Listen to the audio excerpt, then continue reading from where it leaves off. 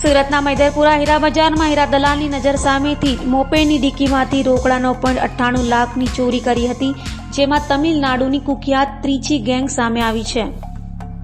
મૈદરપુરા હીરા બજાર પાસેથી પસાર થતા હીરા દલાલને અચાનક ખંજવાળ અને બળતરા થવા લાગતા રોડની સાઈડમાં મોપેડ ઊભી રાખી ખંજવાળતા હતા। તે સમયે અજાણ્યાએ તેમની નજર ચૂકવી મોપેડની ડિક્કીમાંથી રોકડા 9.98 લાખ ચોરી કરી નાસી ગયો હતો।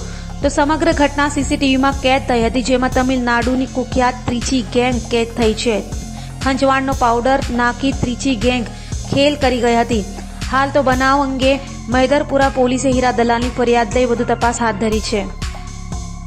મૈદરપુરા પોલીસ સ્ટેશન વિસ્તારમાં ગઈકાલે જે તુષારભાઈ દીપકભાઈ નારોલી જેઓ વ્યવસાય હીરા દલાલીનું કામ કરે છે, વરાછા વિસ્તારના રહેવાસી છે, તેઓએ પોતાની ફરિયાદ હકીકત જાહેર કરેલી છે। તે મુજબ તેઓ જ્યારે રાકેશભાઈની ઓફિસમાંથી તેમના હીરા દલાલીનું જે પેમેન્ટ હતું એ કુલ રૂપિયા 9,98,052 રૂપિયાની રોકડ લઈ અને પાટીદાર ભવનથી નીકળી અને ઓફિસે આવતા હતા અને જે વ્યક્તિના હીરાના પેમેન્ટ આપવાનું હતું તેને આપવા જતા હતા, તે વખતે તેમની પીઠ પાછળ ખંજવાળ અચાનક આવતા તેઓ મોપેડ લઈને જતા હતા। ત્યારે રસ્તામાં પોતે એક્ટિવામાં ચાવી રાખી અને સાઈડમાં જઈ અને શું થયું છે ચેક કરતા હતા। તે અરસામાં કોઈ અજાણ્યા ઈસમોએ તેમની એક્ટિવાની ચાવી કાઢી લઈ અને એમની ડિક્કીમાં મૂકેલી આ રકમની ઉઠાંતરી કરેલ છે અને આ બાબતે તેઓએ પોતાની ફરિયાદ જાહેર કરેલ છે અને એ બાબતે